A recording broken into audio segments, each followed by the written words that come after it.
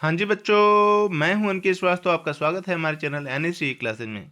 बच्चों, मैं आपके सामने लाया हूं एसएससी जीडी का 2026 का जो जीके पेपर है 6 फरवरी 2025 का जो शिफ्ट 3 हुआ था उसका कंप्लीट पेपर एनालिसिस। टारगेट आप 20 का रखिएगा जिससे आपके क्वेश्चन आपको क्लियर हो सके और जीके जीएस आपका बहुत अच्छा हो सके। तो चलिए बिना देरी के हम लोग प्रश्नों की तरफ बढ़ते हैं। पहला प्रश्न है कि निम्नलिखित में से किसके द्वारा द्वितीय पंचवर्षीय योजना के विकास में ऐतिहासिक योगदान दिया गया था। ऑप्शन है पीसी महाल नोबिस, जे एम किन्स, एडम स्मिथ या फिर जवाहरलाल नेहरू। तो बच्चों बताइए कि निम्नलिखित में से किसके द्वारा द्वितीय पंचवर्षीय योजना के विकास में ऐतिहासिक योगदान दिया गया था। तो बच्चों ऐतिहासिक योगदान जो है पीसी महाल नोबिस जी द्वारा दिया गया था। ऑप्शन ए जो हमारा करेक्ट है। अच्छा, दूसरी पंचवर्षीय योजना जो है वो कब से कब तक चली थी, तो वो 1956 से 1961 तक चली थी। ठीक है, इसमें जो है महालनोबिस मॉडल पर आधारित थी ये, और इसमें भारी उद्योगों पर विशेष जोर दिया गया था। किस पे? भारी उद्योगों पर विशेष जोर दिया गया था। आप लोग कमेंट में आंसर बताइए कि पहली पंचवर्षीय योजना किस पे निर्देशित थी, इसमें किस पे ज्यादा जोर दिया गया था। चलिए अगले प्रश्न की तरफ बढ़ते हैं। अगला प्रश्न है कि निम्नलिखित गायकों में से कौन पद्म भूषण और पद्म विभूषण दोनों पुरस्कारों का प्राप्त करता है। प्रश्न क्या है कि निम्नलिखित गायकों में से कौन पद्म भूषण और कौन पद्म विभूषण दोनों पुरस्कारों का प्राप्त करता है। ऑप्शन है पंडित भीमसेन जोशी, AR रहमान, पंडित रविशंकर या फिर हरिहरन। तो बच्चों बताइए कि कौन पद्म भूषण और पद्म विभूषण दोनों प्राप्त किया है। तो वो है हमारे पंडित भीमसेन जोशी जी। ऑप्शन पद्म विभूषण भारत का दूसरा सबसे बड़ा नागरिक सम्मान है। अच्छा, पहला, तीसरा, चौथा ये सब आप बताइएगा क्योंकि पिछले क्लासेज में आपको बताई भी गई हैं। ठीक है, चलिए अगले प्रश्न की तरफ बढ़ते हैं। अगला प्रश्न है कि पद्मश्री से सम्मानित सोमन नारायण किस भारतीय शास्त्रीय नृत्य से संबंधित है। ऑप्शन है मणिपुरी, भरतनाट्यम, ओडिसी या फिर कथक। तो बच्चों बताइए कि पद्मश्री से सम्मानित सोमन नारायण किस भारतीय शास्त्रीय नृत्य से संबंधित हैं। तो बच्चों वो जो है कथक से संबंधित है। ऑप्शन डी जो हमारा करेक्ट है। ठीक है, अच्छा, कथक उत्तर भारत का प्रमुख शास्त्रीय नृत्य है। ठीक है, चलिए अगले प्रश्न की तरफ बढ़ते हैं। अगला प्रश्न है कि 2011 की जनगणना के अनुसार 7 बहनों यानी कि 7 सिस्टर्स राज्यों में से सबसे अधिक साक्षरता दर किस राज्य की है। ऑप्शन है मणिपुर, मेघालय, नागालैंड या फिर मिजोरम। तो बच्चों बताइए कि ये जो 7 सिस्टर्स हैं इनमें से सबसे अधिक साक्षरता दर किसकी है। तो बच्चों वो है हमारा मिजोरम। ऑप्शन डी जो हमारा करेक्ट है। जो मिजोरम की साक्षरता दर है 7 सिस्टर्स में से वो लगभग 91% है। ठीक है, चलिए अगले प्रश्न की तरफ बढ़ते हैं। अगला प्रश्न है कि भारतीय संविधान का कौन सा संशोधन भारत में राष्ट्रीय पिछड़ा वर्ग आयोग की स्थापना से संबंधित है। ऑप्शन है 102वां संशोधन अधिनियम 2018, 103वां संशोधन अधिनियम 2019, 101वां संशोधन अधिनियम 2016, 104था संशोधन अधिनियम 2020। तो बच्चों बताइए कि भारतीय संविधान का कौन सा संशोधन भारत में राष्ट्रीय पिछड़ा वर्ग आयोग की स्थापना से संबंधित है। तो बच्चों ऑप्शन दिए गए हैं, आप अपना आंसर दीजिए। तो आपका आंसर ये है कि 102वां संशोधन अधिनियम 2018 संबंधित है। आपसे अगले प्रश्न की तरफ बढ़ते हैं। अगला प्रश्न है कि भारतीय जनगणना 2011 के अनुसार निम्नलिखित में से किस राज्य में न्यूनतम जनसंख्या वृद्धि हुई। ऑप्शन है बिहार, तमिलनाडु, हरियाणा या फिर केरल। तो बच्चों बताइए कि भारतीय जनगणना 2011 के अनुसार निम्नलिखित में से किस राज्य में न्यूनतम जनसंख्या वृद्धि हुई। तो वो हमारा है केरल। यहाँ पे न्यूनतम जनसंख्या वृद्धि हुई थी। ऑप्शन डी जो हमारा करेक्ट है। ठीक है, केरल में जो है शिक्षा और स्वास्थ्य की सुविधाएं बहुत अच्छी हैं। ठीक है, चलिए अगले प्रश्न की तरफ बढ़ते हैं। अगला प्रश्न है कि भारतीय संविधान के किस अनुच्छेद के तहत राज्य के समाज और कमजोर वर्गों के आर्थिक हितों की रक्षा करना आवश्यक है। ऑप्शन है अनुच्छेद 46, अनुच्छेद 48, अनुच्छेद 49 या फिर अनुच्छेद 47। तो बच्चों बताइए कि भारतीय संविधान के किस अनुच्छेद के तहत राज्य के समाज में कमजोर वर्गों के आर्थिक हितों की रक्षा करना आवश्यक है। तो आपका जो है अनुच्छेद 46 के अंतर्गत है। ऑप्शन ये जो हमारा करेक्ट। अगला प्रश्न है कि परिस्थितिकी के संदर्भ में सहजीवन यानी कि सिम्बोसिस क्या है। ऑप्शन है प्रकाश संश्लेषण की प्रक्रिया, विभिन्न जीवों के बीच लाभकारी संबंध, जीवों का अलग अलग रहना या फिर भोजन श्रृंखला। तो बच्चों ऑप्शन दिए गए हैं, आप अपना आंसर बताइए कि परिस्थितिकी के संदर्भ में सहजीवन यानी कि सिम्बायोसिस क्या है। तो बच्चों सिम्बायोसिस जो है हमारे विभिन्न जीवों के बीच लाभकारी संबंध है। ऑप्शन बी जो हमारा करेक्ट है।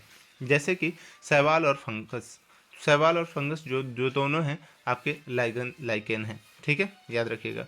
तो इससे हमारा पता चलता है। चलिए अगले प्रश्न की तरफ बढ़ते हैं। अगला प्रश्न है कि सतलुज नदी का वैदिक नाम क्या है। ऑप्शंस हैं शतद्रु, विस्तृता, अश्विकनी या फिर पुरुषुड़ी। तो बच्चों बताइए कि सतलज नदी जो है उसका जो है वैदिक नाम क्या है। तो वैदिक नाम जो है शतद्रु है। ऑप्शन ए जो हमारा करेक्ट है। सतलुज जो है सिंधु नदी की जो है सहायक नदी है। चलिए अगले प्रश्न की तरफ बढ़ते हैं। अगला प्रश्न है कि निम्नलिखित में से कौन कौन से टेबल टेनिस के अन्य ऐतिहासिक नाम हैं। ऑप्शंस हैं गासिमा, ह्विफ, हैफ, पिंग पोंग या फिर उपरोक्त सभी। बच्चों बताइए कि टेबल टेनिस के अन्य ऐतिहासिक नाम कौन कौन से हैं। तो ये तीनों नाम जो हैं हमारे टेबल टेनिस के नाम हैं। ऑप्शन डी जो हमारा करेक्ट है। तो चलिए अगले प्रश्न की तरफ बढ़ते हैं। अगला प्रश्न है कि 1919 में ब्रिटिश भारत में द्वैत शासन प्रणाली किस अधिनियम द्वारा लागू की गई। तो ऑप्शन है भारत सरकार अधिनियम, वर्नाक्यूलर प्रेस अधिनियम, रॉलेट अधिनियम या फिर भारतीय परिषद अधिनियम। तो बच्चों बताइए कि 1919 में ब्रिटिश भारत में द्वैत शासन प्रणाली किस अधिनियम द्वारा लागू हुआ। तो वो अधिनियम था भारत सरकार अधिनियम। ऑप्शन ए जो हमारा करेक्ट है। इसको जो है मोंटेग्यू और चेम्सफोर्ड सुधार भी कहा जाता है। चलिए अगले प्रश्न की तरफ बढ़ते हैं। अगला प्रश्न है कि अर्जुन सिंह धुरु को किस नृत्य शैली को बढ़ावा देने हेतु पद्मश्री 2022 से सम्मानित किया गया था। ऑप्शंस है उरांव नृत्य, मुंडा नृत्य, गोंड नृत्य या फिर छऊ नृत्य।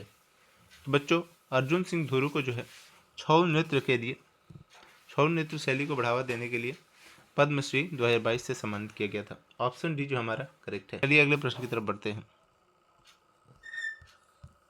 अगला प्रश्न है कि जून 2024 में केंद्रीय महिला एवं बाल विकास मंत्री किसे नियुक्त किया गया था।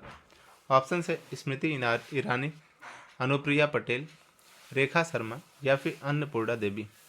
तो बच्चों बताइए कि 13 जून 2024 को केंद्रीय महिला एवं बाल विकास मंत्री किसे नियुक्त किया गया था। तो अन्नपूर्णा देवी जी को नियुक्त किया गया था। ऑप्शन डी जो हमारा करेक्ट है, ठीक है। चलिए अगले प्रश्न की तरफ बढ़ते हैं। अगला प्रश्न है कि सितंबर 2024 में भू नीर पोर्टल किस केंद्रीय मंत्री ने लॉन्च किया। ऑप्शन हैं CR पाटिल, टी सोमन, राजभूषण चौधरी या फिर प्रह्लाद जोशी। तो बच्चों बताइए कि सितंबर 2024 में भू नीर पोर्टल किस केंद्रीय मंत्री ने लॉन्च किया। तो बच्चों वो है हमारे CR पाटिल जी। अगला प्रश्न है कि हिमाचल प्रदेश में केलांग के निकट ताड़ी में कौन सी दो नदियां मिलती हैं। ऑप्शन हैं बिंदुसर और सबरी, पांजरा और वाघुर, चंद्रा और भागा या फिर पेनु गंगा और वर्धा। तो बच्चों बताइए कि हिमाचल प्रदेश में केलांग के निकट ताड़ी में कौन सी दो नदियां मिलती हैं। तो वो दो नदियां हैं चंद्रा और भागा। ऑप्शन सी जो हमारा करेक्ट है। आगे चलकर यही नदी जो है चिनाब नदी बनती है। यही दो नदियां मिलकर क्या बनती हैं, चिनाब नदी का निर्माण करती हैं। चलिए अगले प्रश्न की तरफ बढ़ते हैं। अगला प्रश्न है कि निम्नलिखित में से किस राज्य में माघी पर्व मनाया जाता है। ऑप्शन है तमिलनाडु, पंजाब, गुजरात या फिर मिजोरम। तो बच्चों बताइए कि माघी पर्व जो है कहाँ मनाया जाता है। तो बच्चों माघी पर्व जो है हमारा पंजाब में मनाया जाता है। ऑप्शन बी जो है हमारा करेक्ट है। चलिए अगले प्रश्न की तरफ बढ़ते हैं। अगला प्रश्न है कि व्यापार में विज्ञापन की क्या भूमिका है। ऑप्शन है व्यवसाय को नियंत्रित करना, माल का परिवहन करना, ग्राहकों को आकर्षित करना या फिर माल का उत्पादन करना। तो सबको पता है कि ग्राहकों को आकर्षित करना। ऑप्शन सी जो हमारा करेक्ट है। चलिए अगले प्रश्न की तरफ बढ़ते हैं। अगला प्रश्न है कि तीव्र खट्टे स्वाद वाले एक क्रिस्टल का नाम बताइए जिसे ऊर्ध्वपातन प्रक्रिया द्वारा शुद्ध किया जाता है। ऑप्शन हैं सोडा ऐश, कॉपर सल्फेट, कपूर या फिर चूना। तो बच्चों बताइए कि तीव्र खट्टे स्वाद वाले एक क्रिस्टल का नाम बताइए जिसे ऊर्ध्वपातन प्रक्रिया द्वारा शुद्ध किया जाता है। तो बच्चों वो है हमारा कपूर। ऑप्शन सी जो हमारा करेक्ट है। ऊर्ध्वपातन का मतलब क्या होता है? ऊर्ध्वपातन का मतलब होता है ठोस से सीधे गैस बना देना। ठोस से सीधे गैस बन जाना ही ऊर्ध्वपातन कहलाता है। चलिए अगले प्रश्न की तरफ बढ़ते हैं। अगला प्रश्न है, चेक पर लिखे MICR नंबर के पहले 3 अंक किसके कोड को दर्शाते हैं? ऑप्शन है शहर, देश, बैंक या फिर शाखा। तो बच्चों बताइए चेक पर लिखे MICR नंबर के पहले 3 अंक किसके कोड को दर्शाते हैं? तो ये जो MICR नंबर के पहले 3 अंक हैं वो हमारे शहर के कोड को दर्शाते हैं। ऑप्शन ए जो हमारा करेक्ट है। चलिए अगले प्रश्न यानी अंतिम प्रश्न की तरफ बढ़ते हैं। अंतिम प्रश्न है हमारे पास कि 1993 में आयोजित SAARC गोल्ड कप फुटबॉल का उद्घाटन संस्करण किसने जीता? ऑप्शन है कोलंबो श्रीलंका, लाहौर पाकिस्तान, पटियाला भारत या फिर ढाका बांग्लादेश। तो बच्चों 1993 में आयोजित SAARC गोल्ड कप फुटबॉल का उद्घाटन संस्करण जो है लाहौर पाकिस्तान ने जीता था। ऑप्शन बी जो हमारा करेक्ट है। तो बच्चों ये आपका अंतिम प्रश्न था और आप लोग इसकी तैयारी अच्छे से करिए और GK GS आपका मैं क्लियर करा दूंगा। सारे शिफ्ट जितने भी शिफ्ट के एग्जाम हुए वो सारे क्वेश्चंस आपको मिल रहे हैं। आप इसको तैयारी करिए, पढ़िए, समझिए और एग्ज़ाम में अच्छा खासा नंबर लाइए। तो ठीक है, मिलते हैं आपसे अगली क्लास के अंदर अगले सेट के साथ।